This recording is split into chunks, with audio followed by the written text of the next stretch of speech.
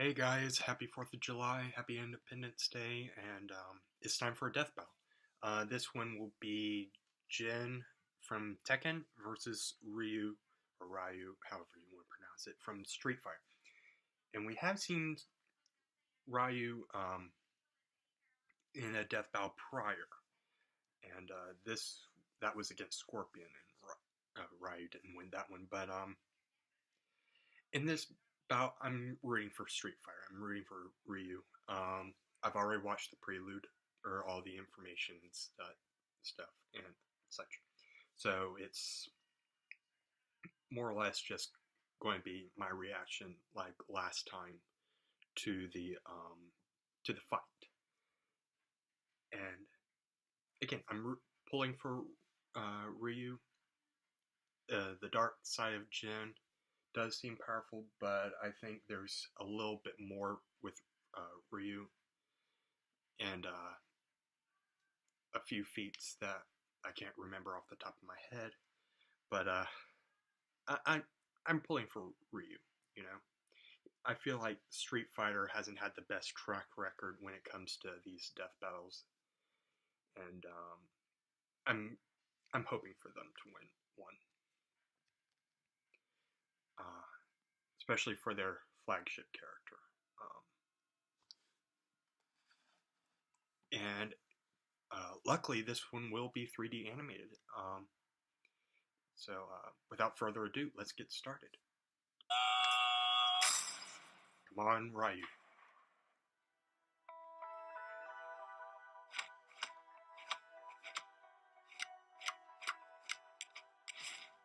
And one thing I do enjoy about this idea for a fight is it ties in with both these characters' dark halves. There's no way I can lose. Talk is cheap. The answer lies in the heart of battle.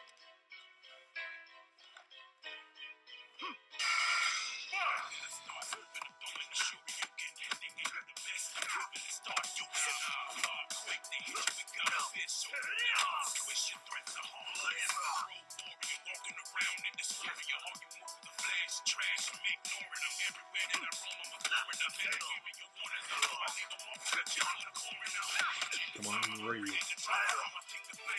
I think this is just like a sparring match for them. It hasn't like gone to the death yet.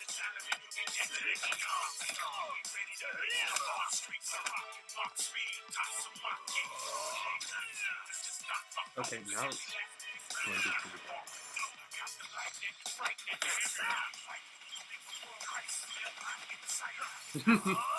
That was pretty cool.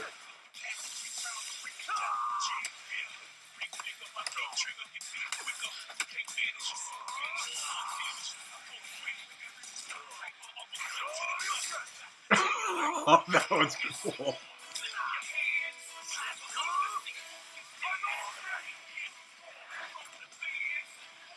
You can do better than that. Come on!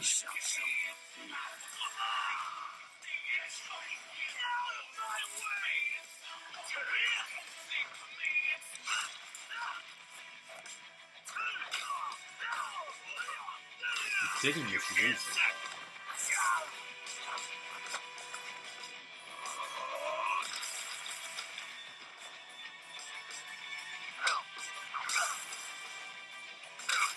Ooh. Evil Ryu. That's just funny.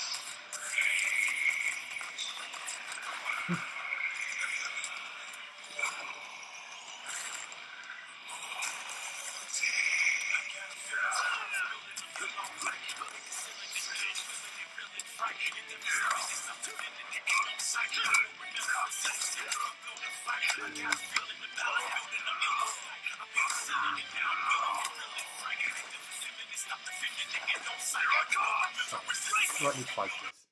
Teddy!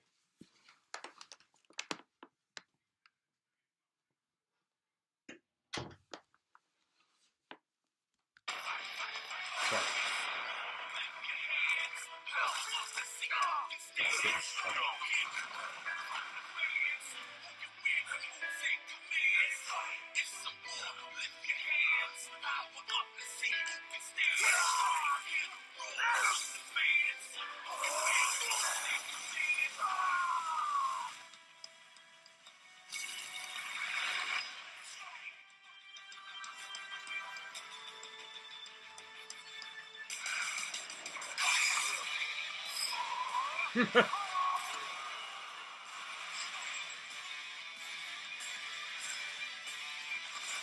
Gnarly music. I walk the path of the true warrior. Yes! KO!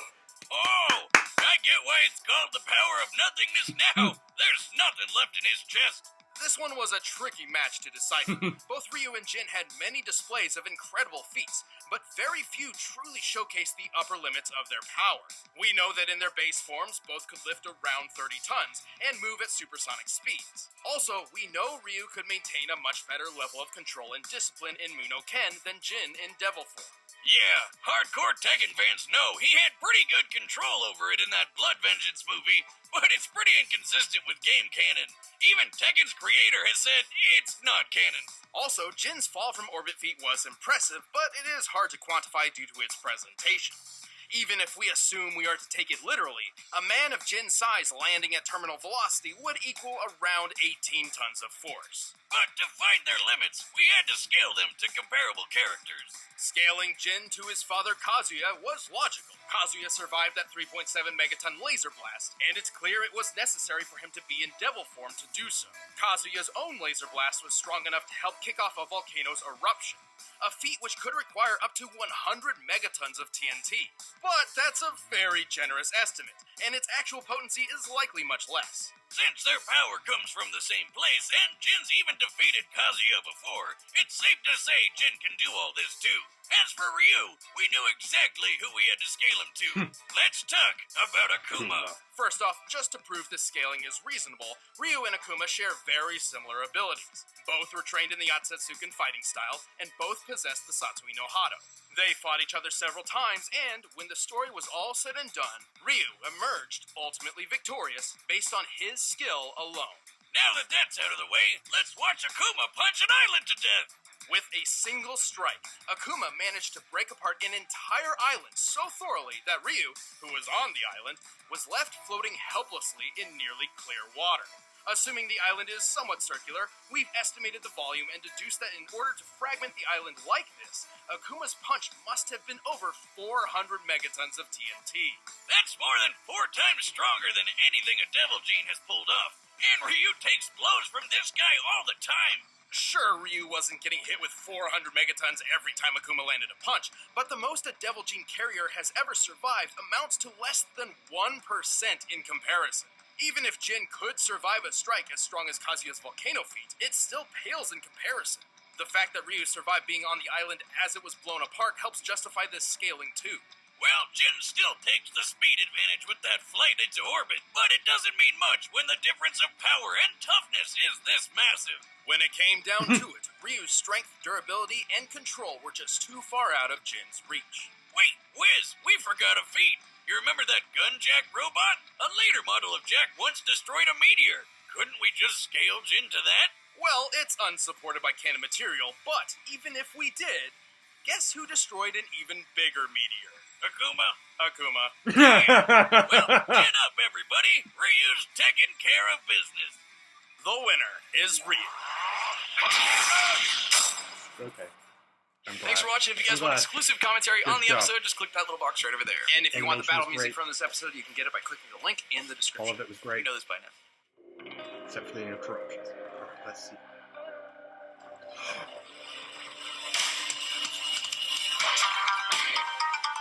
Awesome!